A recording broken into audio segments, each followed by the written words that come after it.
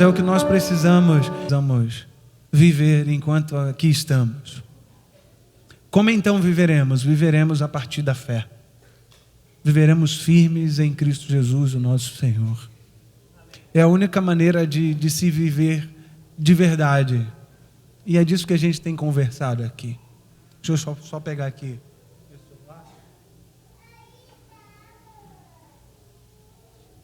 O ministério da reconciliação é o ministério que Deus nos deu. Estamos meditando em 2 Coríntios 5. Aprendemos aqui nessa semana que a missão de Jesus é nos dar vida, e Ele faz isso consertando o nosso relacionamento com o seu Pai.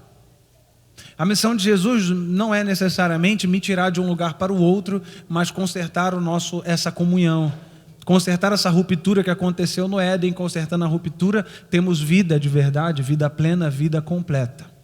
Antes disso, nem é vida o que temos. Aprendemos que o cristão é esse, é o que passou da morte para a vida, é o que foi reconciliado com Deus por meio de Cristo Jesus. Então a comunidade cristã, o que é a igreja? A igreja é a soma de vidas reconciliadas.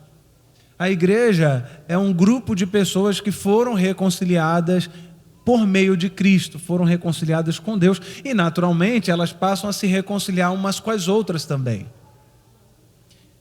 Aprendemos que a evidência de que já somos reconciliados é o amor, porque sabemos que já passamos da morte para a vida, porque amamos nossos irmãos. Quem não ama, permanece na morte.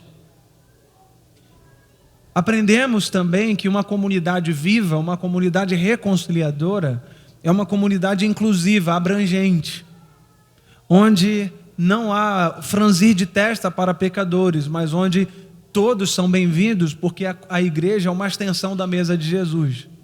E na mesa de Jesus, todo tipo de gente são bem-vindos, publicanos, pecadores. Para falar do que a gente vive hoje, adúlteros, gays. Na mesa de Jesus, todos são bem-vindos. Nosso papel não é mudar as gentes, nosso papel é anunciar a reconciliação. E a mudança é com Deus. A gente tende a atribuir a homens batismo das pessoas, por exemplo. Transformação das pessoas, e às vezes até condecoramos a pessoa como se fosse ela que tivesse feito aquilo. Nós somos usadas por Deus, nós anunciamos a reconciliação, mas quem reconcilia é Jesus Cristo. Então o Jefferson, ele anuncia, ele comunica o Salvador, mas o Jefferson não salva as gentes. A igreja, ela comunica, ela anuncia a reconciliação, mas não é a igreja que salva as gentes. A igreja é um grupo de pessoas salva por Cristo Jesus, o nosso Senhor. Então o poder é dele, ele que opera em nós o querer e o efetuar. E hoje eu quero conversar com meus irmãos sobre como viveremos, como nós que fomos reconciliados com Deus, viveremos agora. Porque a ideia que se tem, e essa não é uma ideia só de quem frequenta a igreja, essa não é uma ideia só de crente. Alguns crentes ou cristãos pensam o seguinte, que por estar em Deus estão isentos de provações e problemas, que a vida cristã nos isenta de problemas. Como se agora, por ser cristão, a gente não vai passar por dificuldade ou necessidade. Tem gente que pensa isso. E não é só o religioso que pensa isso. Isso é tão comum que até o cara de fora, o cara que não é religioso, que não é cristão, quando o cristão passa por dificuldade, ele fala assim, mas você não crê em Deus? Qual é o pressuposto? O pressuposto é, se você crê em Deus, você não passa por dificuldade ou por problemas. Hoje a gente vai falar sobre fé. A Bíblia diz para nós em Hebreus, na verdade Paulo está citando o Antigo Testamento, que o justo vive pela fé. O justo se move a partir da fé. E eu quero ler um texto que a gente já tem lido essa semana, Mas como a gente... Vamos lá. 2 Coríntios 5.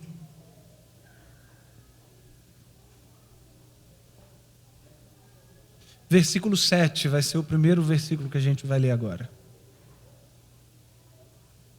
Segunda carta de Paulo aos Coríntios, versículo 7. Abrimos? Podemos?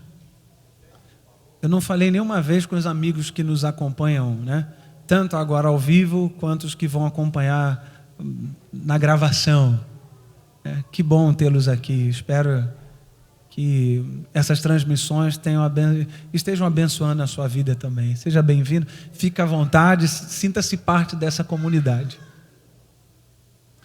Diz assim para nós: porque vivemos por fé e não pelo que vemos. De novo, porque vivemos por fé e não pelo que vemos. Vá lá para o versículo 17, para a gente agora ler o que a gente mais leu aqui essa semana, só para recapitular. Portanto, se alguém está em Cristo, é nova criatura, e essa nova criatura se move a partir da fé. As coisas antigas já passaram, e eis que surgiram coisas novas.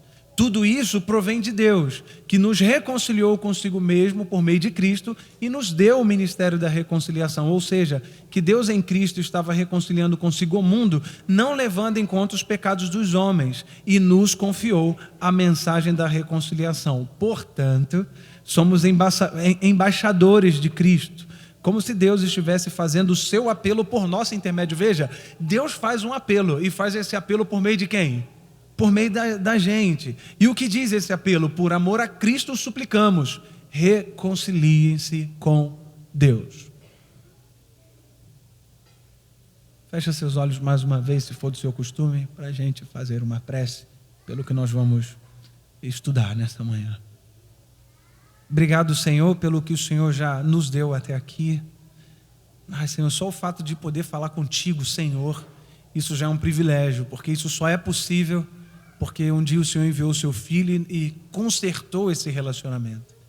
E agora podemos te chamar de Pai. Antes nós havíamos rompido contigo, deixamos de ser filho, mas ainda bem que o Senhor nunca deixou de ser nosso Pai.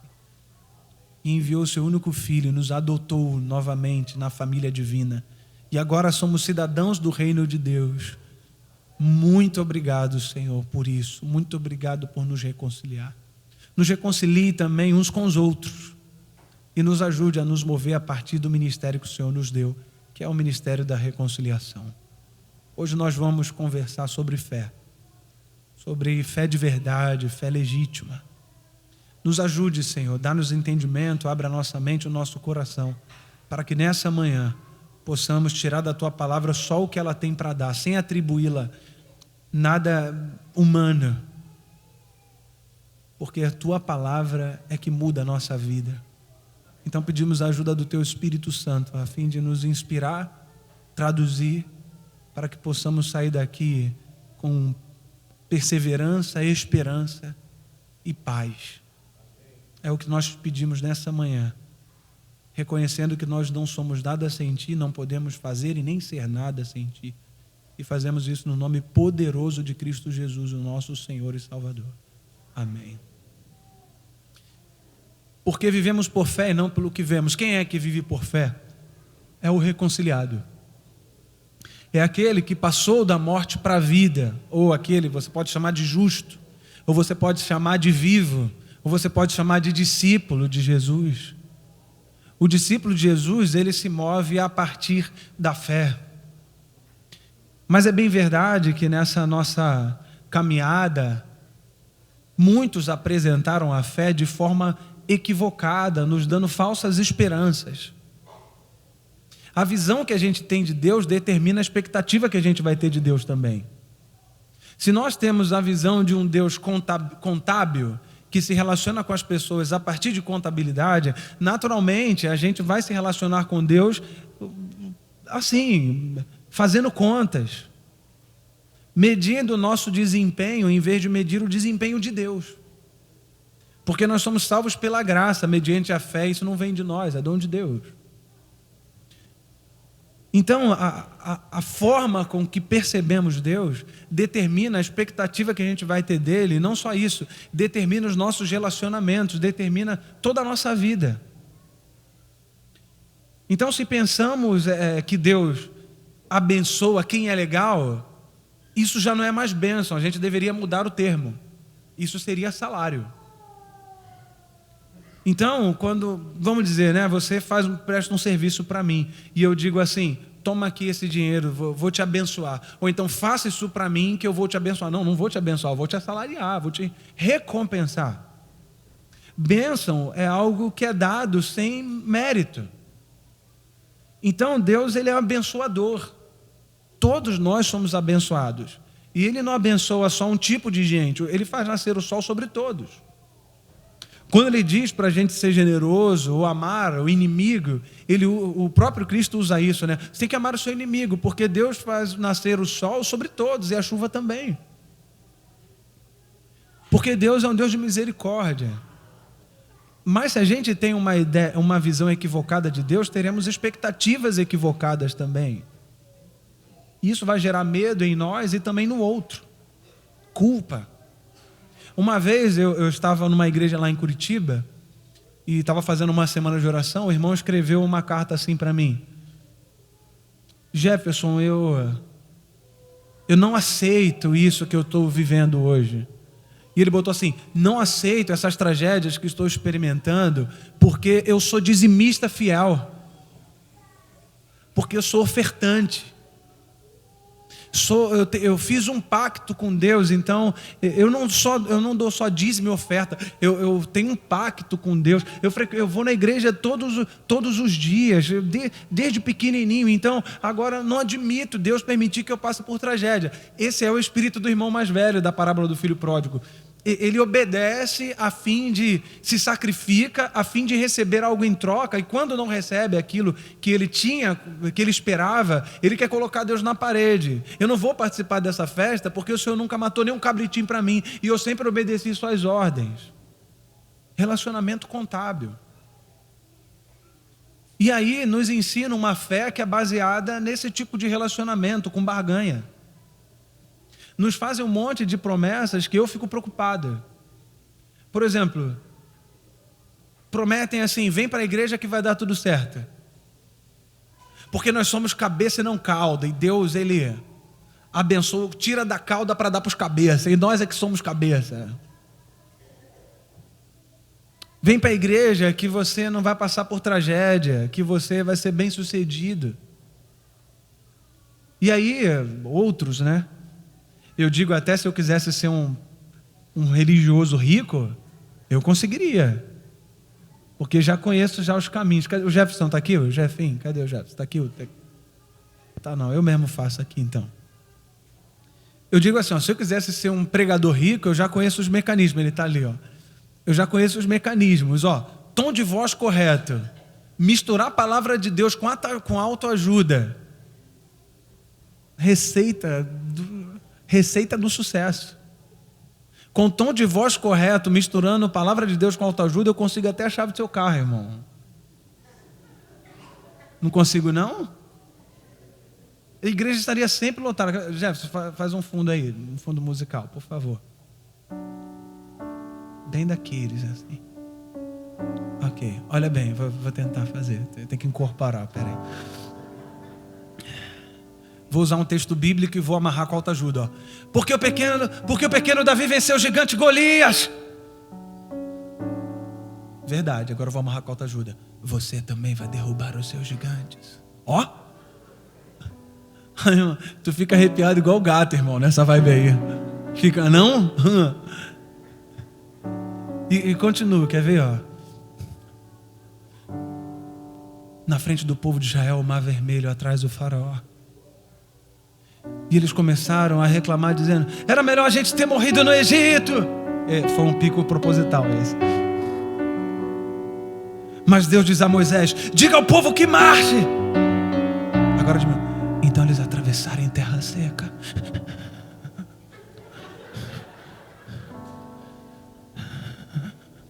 Verdade, agora vamos amarrar com a autoajuda. Deus vai abrir o mar para você. O mar da família destruída. Essa é boa. O mar da falta de emprego. Deus vai abrir o mar desse visto vitalício, do green card. Irmão. E agora é hora de pegar a chave do carro. Olha só. Tem que trabalhar com a culpa para conseguir a chave do carro. Mas sabe por que Deus não está abrindo o mar para você? Porque você não tem coragem de colocar o pé na água. Porque Deus só abençoa se você fizer algo primeiro. Sabe por que você continua com o teu carro 2008, 2004, 2010? Porque você não tem coragem de abrir mão desse. É agora. Mas hoje é o dia da vitória. E esse é um chamado, um apelo só para quem tem fé. Pronto, já disse que quem não aceitar esse apelo não tem fé. É só para você que tem fé de verdade em Deus. Não é para covarde. Quem vai ser o primeiro nessa manhã a trazer aqui na frente a chave do seu carro velho? Irmão, olha lá. Obrigado, pode parar aí, ó. É do Mercedes? Não, Mercedes já. Eu quero o dele, ó. Obrigado, Jefão. Então, assim, irmãos, isso é um problema. Isso é um problema porque haverão mares que você vai orar pra caramba e não vão se abrir mesmo. Haverão mares que você vai clamar, vai suplicar e não vai abrir, cara. Haverão gigantes que não vão cair mesmo.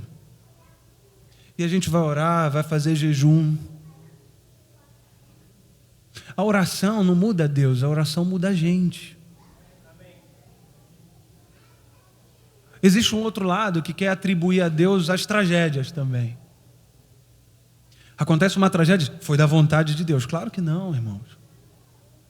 Deus criou um mundo sem dor, sem sofrimento. Perfeito. O que gerou dor e sofrimento? O pecado. O que gera tragédia é o pecado, não é o Senhor. E enquanto estivermos aqui, a gente vai ter que aprender a lidar com isso. Como viveremos então quando somos reconciliados? Vivemos a partir da fé e não pelo que vemos. Todos nós aqui, de certa forma, temos fé, porque senão a gente seria um bando de loucos assim.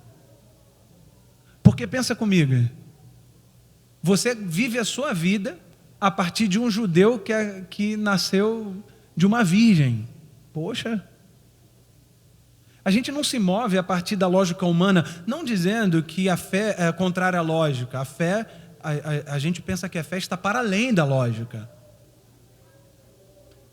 Então, se for se mover pela lógica humana, a gente é uma cambada de doido, porque quando a gente estava fechando o olho aqui para orar, está falando com quem se não for pela fé? É doido. E tem mais, eu até entendo o ateu, porque é um milagre a fé. Porque aí você vai dizer para o cara assim, eu acredito num homem que ele foi engolido por um bicho no mar e fez um campori lá, acampou 3 dias, tranquilaço, saiu tranquilo depois. Acredito também num povo que chegou de frente para o Mar Vermelho, e o mar se abriu, o pessoal atravessou em terra seca. Acredito num cara forte pra caramba que arrancou os portões de uma cidade e colocou numa montanha, carregou nas costas, colocou lá numa montanha lá. É o Thanos, é o Hulk. É mais fácil acreditar em Hércules do que em Cristo, por exemplo, se fosse por lógica. Porque pelo menos o tal Zeus veio aqui, né, e teve um relacionamento com uma mulher, e aí nasceu o Hércules. Agora o nosso, não teve relacionamento, nasceu da virgem mesmo. Agora, por que a gente lê a Bíblia e faz sentido para nós? E a história do Hércules é tratada como mitologia diferente da Bíblia. Porque existe esse elemento que a gente chama de fé. No entanto, existe uma fé mais profunda. Não é uma fé só do saber. Existe uma fé que interage, que se entrega. Uma fé madura. E para ilustrar, vou tentar usar aqui uma uma ilustração, uma historinha, que diz o seguinte: o maior equilibrista do mundo disse assim: eu vou atravessar o Grand Canyon sem equipamento de segurança. Vou pegar um carrinho de mão, vou encher de tijolos e vou atravessar sem estar amarrado e sem estar amarrado a nada. E aí a mídia foi, um público lá, o Guinness estava lá e o cara foi. Encheu o carrinho de mão de tijolos assim e foi atravessando. Todo mundo olhando atento. Quando ele pisou lá do outro lado, todo mundo, uhul, é o maior. Ele agora volta com o carrinho de mão vazio e vem andando. Quando ele pisa de novo no chão, o pessoal explode. Você é o maior equilibrista do mundo, não tem ninguém como você. E ele diz assim: vocês acreditam que eu sou o maior mesmo? Acreditamos, nós vimos. Vocês acreditam que eu posso do outro lado e voltar de novo? Claro que acreditamos. Ele diz assim: então quem vai ser o primeiro a entrar aqui no carrinho de mão? Vem, quem vai ser o primeiro? Aí o cara fala: não, calma aí, ó. Acreditar que você é capaz de chegar lá do outro lado é uma coisa. Agora, colocar a minha vida na tua mão, acreditando que a despeito do abismo que vai nos cercar, você vai me deixar do outro lado seguro, aí já é outra coisa, irmão. Então existe essa fé de saber, não, Deus pode, Deus faz. Mas existe essa fé mais madura, onde a gente entrega a nossa vida nas mãos de Deus. E essa fé gera 3 coisas em nós. 4 coisas eu vou citar. A primeira delas está lá em Filipenses 4, de 11 a 13. Abra comigo, por favor. Filipenses 4, de 11 a 13.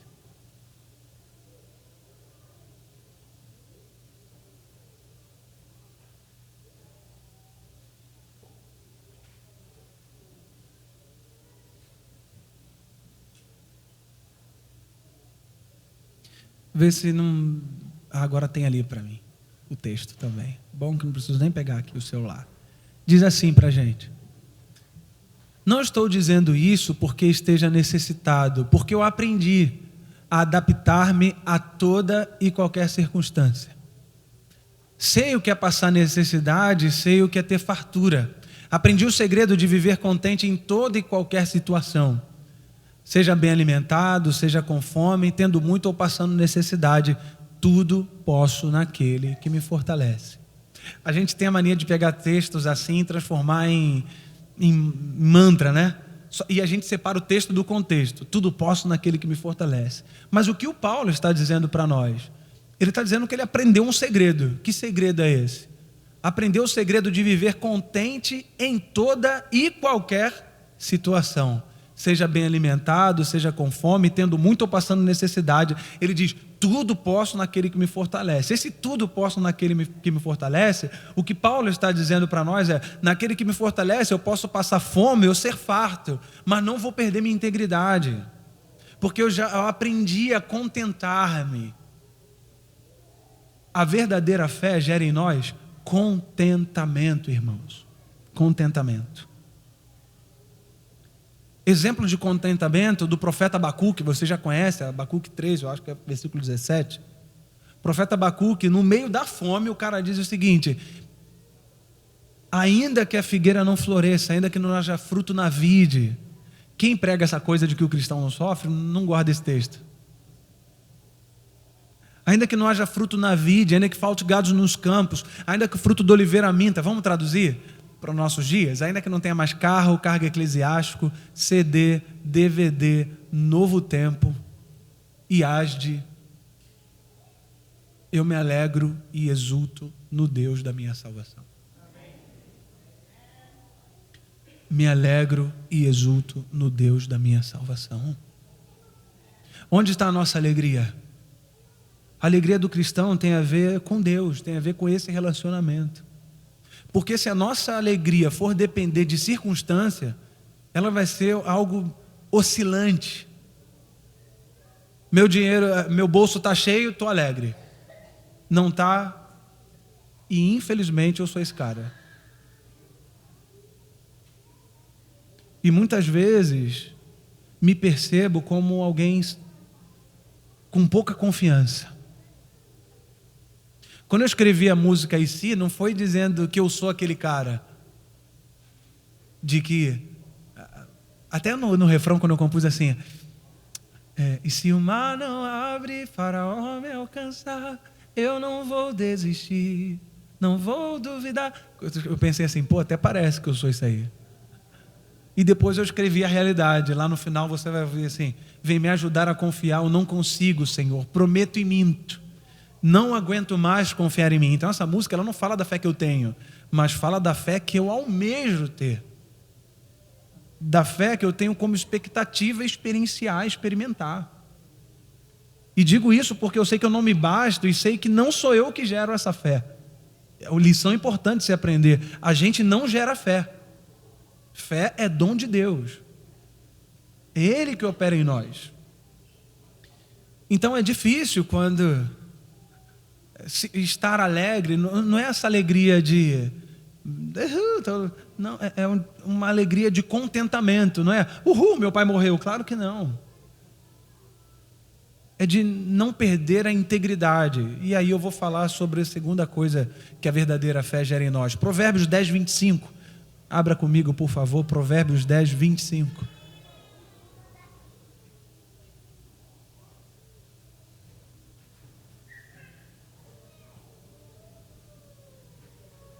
Aos amigos e irmãos americanos, tem alguém traduzindo aí para vocês. Espero estar sendo entendível. A gente traz um monte de formas de falar e gírias, né? Eu ainda preciso me desprender de algumas delas. Minha esposa tem razão, né, amor? Ela tem razão. Mas que bom tê-los aqui. Espero que essa mensagem seja útil para a sua caminhada, seja uma bênção na sua vida e na sua caminhada. Sinta-se também parte desse povo. Nós somos um. Deus nos criou assim para sermos um. Então, nós somos um com vocês e espero que vocês também se sintam um conosco. Segunda coisa que a fé gera em nós, Provérbios 10, 25, olha só que interessante. Passada a tempestade, ou depois da tempestade, o ímpio já não existe, mas o justo permanece firme para sempre. Depois da tempestade, o ímpio já não existe, mas o justo permanece firme para sempre. Ou seja, a tempestade aí vem para os dois ou vem só para um deles? Para os dois. Qual é a diferença? A diferença é que o ímpio tem sua fé baseada em coisas sensíveis às tempestades. Coisas que a tempestade leva. O justo não se move a partir de circunstância. Tem sua fé firmada na rocha, Cristo Jesus, o nosso Senhor. A tempestade vem para os dois, não tem jeito. Assim como o sol também nasce para ambos. Mas quando a tempestade bate no justo, ele continua de pé. Ele chora? Claro que chora. Ele sofre? Claro que sofre. Mas depois da tempestade, ele ainda está de pé. O nome disso é resiliência. Para a física, capacidade de sofrer pressão sem perder a sua forma original, sem perder a integridade. Para a psicologia, capacidade de permanecer íntegro a despeito das circunstâncias, sejam elas boas ou mais. Porque é bem verdade que tem gente que fica mais firme quando está tudo bem. Aí quando as coisas não vão bem, ele abandona. Mas tem outros que quando as coisas está tudo bem, ele abandona. E quando está ruim é que ele vem. Então, existe essa resiliência aí de ambos os lados. Ou seja, não dependemos de circunstância. Permanecemos de pé a despeito das circunstâncias. Porque a sua vara e o seu cajado nos consola. Porque o Senhor é o nosso pastor e a gente não sente falta de nada. Ou Ele não nos falta, uma tradução mais legítima. Porque senão o cara pega assim, né? E nada me faltará, mas nos falta um monte de coisa. Então, eu prefiro a tradução da NVI, né? E não nos falta, ou e não sentimos falta de nada, porque Deus é suficiente, porque Ele está conosco. Então, a segunda coisa que a fé gera em nós, resiliência. Exemplo de resiliência é o de Jó. O Jó dormiu cheio de dinheiro no bolso, bens, 10 filhos, saudável. A Bíblia diz que o cara era justo. E ele dormiu assim. No dia seguinte, sem saber daquela conversa que está lá no céu, o cara acorda, vem um funcionário lá da Fazenda do Norte, e ele chega dizendo assim: ô Jó, estou vindo da Fazenda do Norte, e os sabeus invadiram a Fazenda do Norte, mataram todos os empregados, levaram todos os bois, todas as jumentas, e só sobrou eu para contar a história. E olha só como a Bíblia diz, como é o enredo. Enquanto este falava, chegou outro da fazenda do centro, e ele diz: Jó, caiu fogo do céu, queimou todas as ovelhas, matou todos os empregados, e só sobrou eu para contar a história. Mais morte. Enquanto este ainda falava, veio outro: Jó, estou vindo da fazenda do sul, os caldeus invadiram a fazenda do sul, levaram todos os camelos e mataram todos os empregados, só sobrou eu para contar a história. E aí vem o quarto, e o quarto traz uma notícia, irmãos. O quarto diz o seguinte: Jó, estou vindo da fazenda do seu primogênito, do seu filho mais velho. Eles estavam em comunhão, estavam todos comendo juntos. A casa desabou. E agora, Jó, você vai ter que enterrar os seus 10 filhos. Num dia. No meio disso tudo, Jó chora? É claro que chora. Mas a Bíblia diz que ele não blasfemou, não pecou. Ele chora, rasga suas vestes, se prostra. E diz o seguinte, e a Bíblia diz assim: ele se prostrou e adorou ao Senhor, dizendo: nu saí do ventre da minha mãe, nu eu voltarei. Ou seja, tudo que eu tenho é dádiva do meu Deus, foi emprestado. O Senhor deu, o Senhor tomou. Mal é o Senhor? Bendito seja o nome do Senhor. Resiliência. Terceira coisa que a fé gera em nós: paz que excede o entendimento. Para que entendamos, ou se é que de fato seja possível entender, já que é paz que excede o entendimento, vamos falar da fé, da paz entendível. Qual é a paz entendível? Que qualquer um olha e fala: pô, entendo que o cara está em paz. Lembra que o inimigo falou: pô, é claro que esse Jó está em paz. Por que estava em paz? Dinheiro no bolso, ausência de guerra, família com saúde. Quem é que não tem paz sob essa circunstância? Já pensou? Agora, essa paz não excede o entendimento. Qual é a paz que excede o entendimento? É quando a gente consegue dormir em paz, mesmo sem dinheiro no bolso. Mesmo quando as nossas expectativas se frustram. Mesmo quando a doença chega. Ou mesmo quando perdemos nossos filhos, como Jó perdeu. Por último, a verdadeira fé gera em nós esperança. A fé do reconciliado, a vida do reconciliado é uma vida de fé. E essa fé gera contentamento, paz que excede o entendimento, resiliência. Gera esperança. Poderia acrescentar obediência, mas vou deixar isso para uma outra ocasião. Sem fé a gente cai em desespero, que é a ausência de esperança. Esses são aqueles que eles não querem acabar com a vida, eles querem acabar com o sofrimento. Quem se mata não quer acabar com a vida, ele quer acabar com o sofrimento. Perdeu a esperança. Só a verdadeira fé, irmãos, é que pode nos dar esperança. Só a verdadeira fé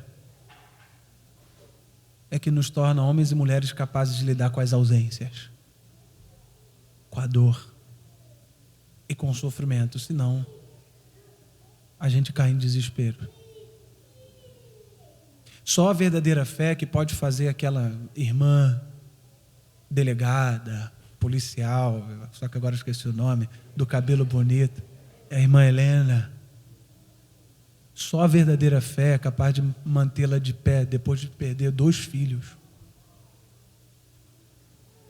Só a verdadeira fé é capaz de manter o meu irmão de pé depois de perder o seu único filho no seu último ano de teologia. Só a verdadeira fé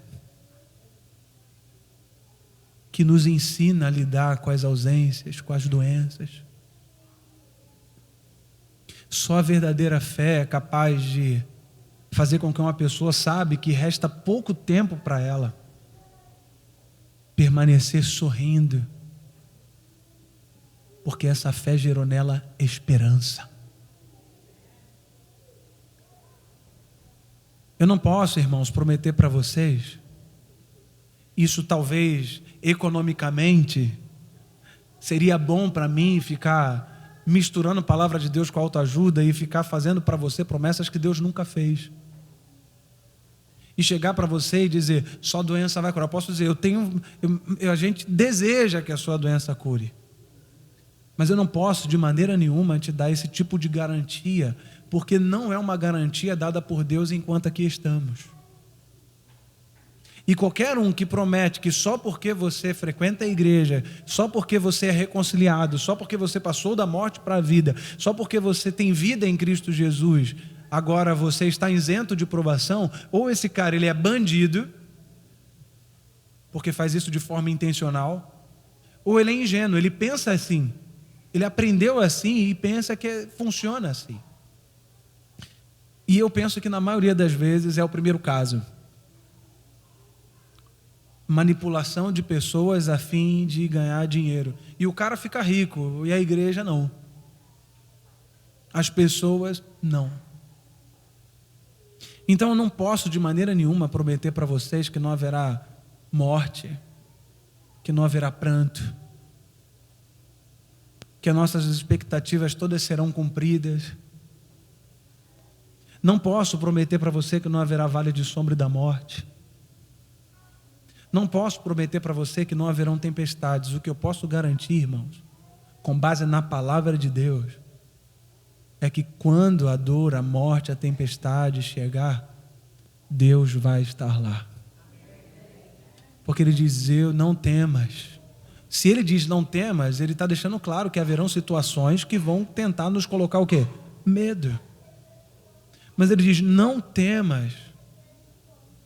E por que não temer? Porque eu sou contigo. Não te assombres, porque eu sou teu Deus. Eu te ajudo e te fortaleço com a minha destra fiel. Não temas. Ainda que você ande pelo vale da sombra e da morte, não temas, porque eu sou contigo. Eu sou o seu pastor. E vou te conduzir, te consolar, com a minha vara e com o meu cajado. Existe uma história, penso que seja também uma ilustração de onde missionários passaram um tempo pregando o evangelho longe do seu país, e quando voltaram 30 anos depois, chegaram no mesmo navio que uma celebridade, que quando ele viu uma galera lá esperando com faixas, eles pensavam que era a igreja que os enviou que estava recebendo, mas quando ele viu, não, era para a celebridade, não tinha ninguém esperando por eles. E eles voltaram para sua antiga casa. O esposo, começou a reclamar com a esposa, tá vendo? A gente passou 30 anos trabalhando por essa igreja e agora que a gente chegou no lar, não tem ninguém, olha aí, sem nenhum tipo de reconhecimento. E eu queria contar todas as histórias que vivemos, que experimentamos lá, mas... E a esposa, aí você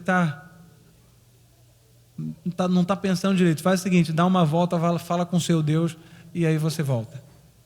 E ele foi, bravo. Passou um tempinho e volta sorrindo. O que foi ele? Falei com ele. Falou? Sim. E ele respondeu. Respondeu? Sim, respondeu. Eu estava falando, poxa Senhor, eu passei a vida inteira pregando como missionário num lugar difícil. Fiz tudo isso. E agora quando volto para o lar, Deus fez assim, opa, você ainda não chegou no lar. A gente ainda não chegou lá. Enquanto estivermos aqui, meus irmãos, haverão tempestades, mas o cristão se move a partir da certeza da companhia de Deus,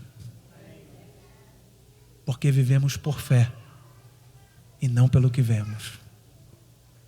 Quero cantar essa música que vocês gostam, que me pedem todo dia para cantar, e eu me sinto lisonjeado. Vou pedir o meu amigo Jefferson para tocar comigo. E se? E quero deixar como minha última mensagem aqui, uma mensagem de esperança, perseverança, de fé. Não precisa esperar um Jesus só do final para se relacionar com Ele. Você já pode se relacionar com esse Deus que está o tempo inteiro aqui no seu quintal, o tempo inteiro com você. Nós já fomos reconciliados. Já somos cidadãos do reino de Deus. Em breve o que vai acontecer é a plenitude do reino. Mas já somos cidadãos do reino de Deus. E cidadão do reino de Deus vive pela fé. Porque a gente conta histórias incríveis da Bíblia. Mas você já viu o coxo andar? Já viu gente ressuscitar? Você viu o maná cair? Você viu o mar se abrir? Eu não vi nada disso. Nós hoje vivemos pela fé. E louvado seja o nome do Senhor que nos deu esse dom e o privilégio de sermos encontrados pela fé. Que bom ter passado esse tempo com vocês. Medite nessa canção. Wesley, essa música é para tu, irmão. Ainda bem que você está aqui. Ainda bem que não estava naquele avião lá. E tantos outros episódios. Essa música também é para você, minha irmã, que perdeu seus 2 filhos. É para minha irmã, que veio lá na outra semana. Eu não sei se ela está aqui. A irmã, ela é convidada da Carioca lá. Tá, cadê ela? Aqui. É sua amiga? Que legal. Que tem uma história linda com a música em si. E tantas histórias que venho colecionado mesmo sendo esse vacilão pecador. Deus só usa pecadores, porque só tem pecador para usar mesmo, e por incrível que pareça, usa o Jefinho também. Não sou legal. Não planejei nada disso. Não planejei começar, não sabia que esse ministério alcançaria tantas pessoas. Foi lá quando eu decidi ser lá da Transpetro, com o aval da minha esposa, abandonar o emprego para investir no ministério. Foi um salto no escuro.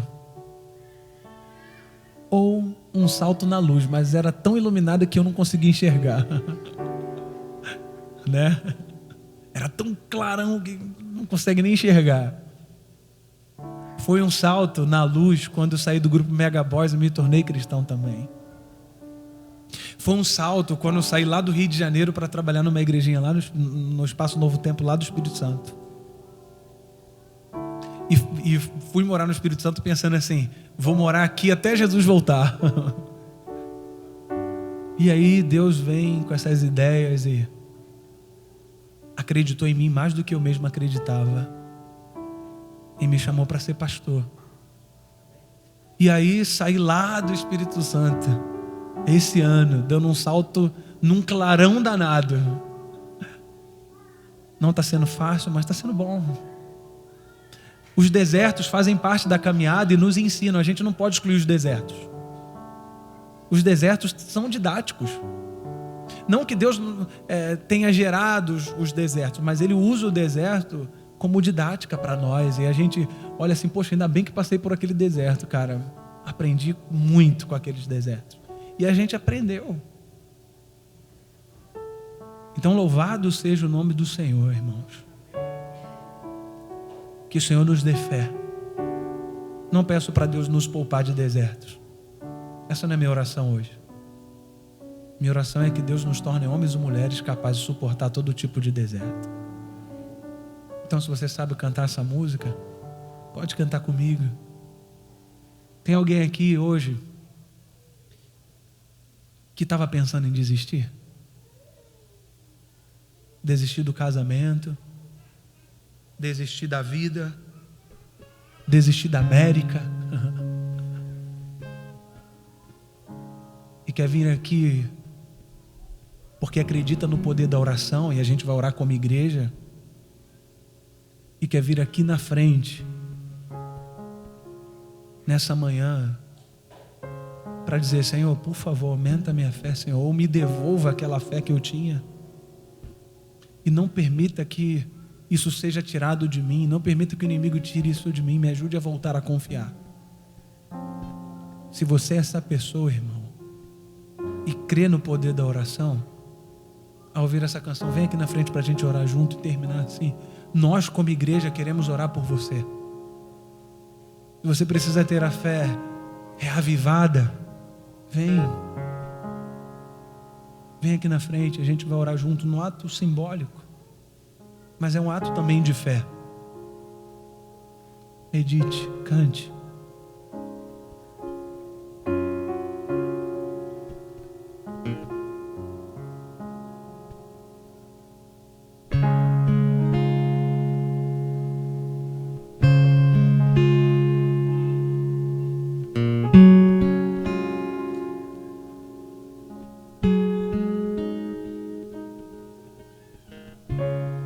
Eu não vi o mar se abrir, eu não vi o coxo andar, também não vi gigante cair, mas escolhi confiar. Eu não vi Jesus ressuscitar, também não vi o pão multiplicar, mas pela fé que o justo viverá. Muitos duvidam e zombam de mim, teu Deus não existe, não vai te ouvir, mas isso não vai me abalar, pois a fé não consiste no que posso ver, mas crer que o impossível vai acontecer. Me ajude a crer. E se o mar não abrir e o faraó me alcançar, eu não vou desistir, não vou duvidar.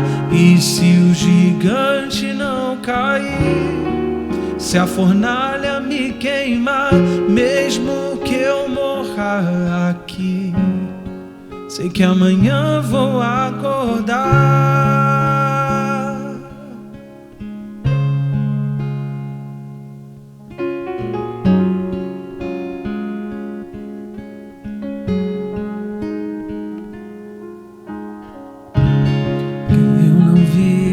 Se abrir, eu não vi o coxo andar, também não vi gigante cair, mas escolhi confiar. Eu não vi Jesus ressuscitar, também não vi o pão multiplicar, mas pela fé que o justo viverá. Muitos duvidam e zombam de mim, teu Deus não existe, não vai te ouvir, mas isso não vai me abalar, pois a fé não consiste no que posso ver, mas crer que o impossível vai acontecer.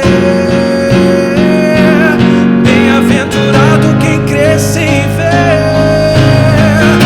E se o mar não abrir e o faraó me alcançar, eu não vou desistir, não vou duvidar.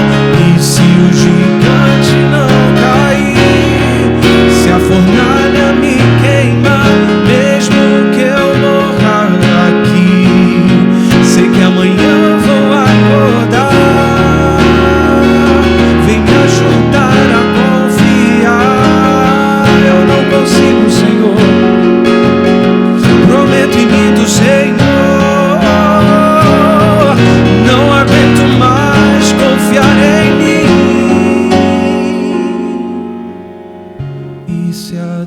doença não curar e o emprego não vingar e o filho não voltar,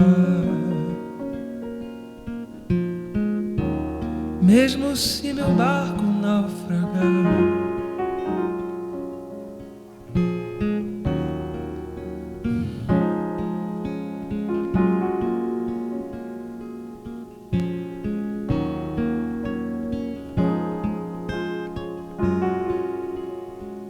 mesmo se minha voz acabar, mesmo que eu não possa mais cantar, nos dê o dom da fé para que possamos crer, mesmo quando a figueira não florescer. Mas é tão difícil, né?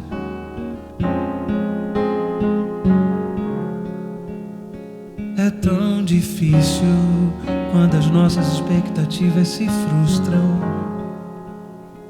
É tão difícil, eu sei, quando um pai de família enterra o seu único filho.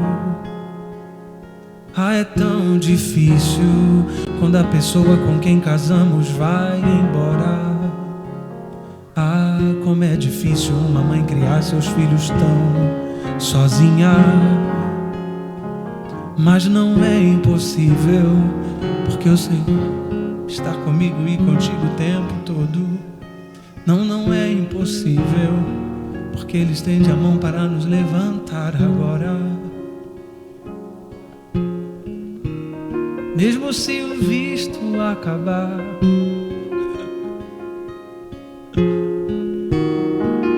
eu não vou desistir.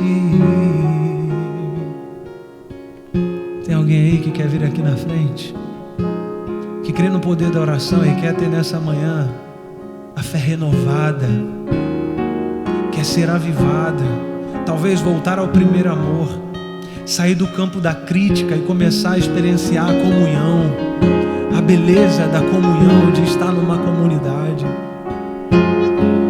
Você crê que Deus pode te reavivar? Você crê que Deus pode te devolver essa fé ou aumentar a sua fé nessa manhã? Então cante comigo assim.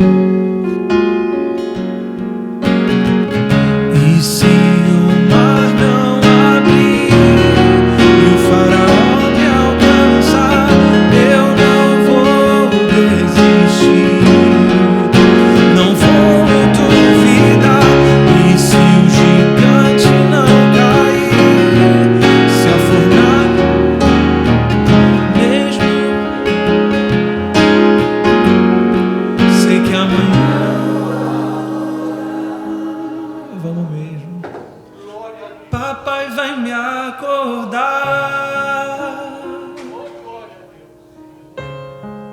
A morte não dá mais a última palavra, irmãos.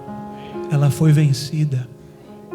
E acima de tudo, essa é a nossa esperança, de que um dia não haverá mais morte, nem dor, nem sofrimento.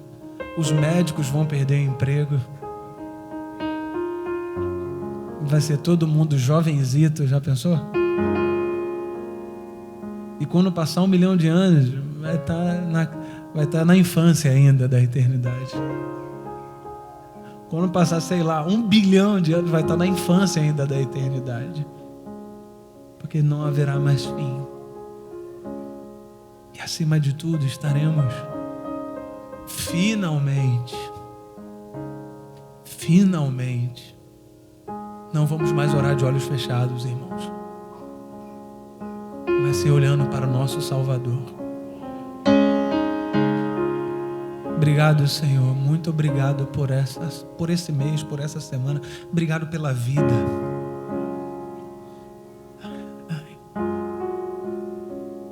Nós somos muito abençoados mesmo, Senhor. Nos ajude a sermos gratos por isso. Nos ajude a perceber, Senhor, o sorriso dos nossos filhos, os nossos vovôs e vovós, o alimento à mesa.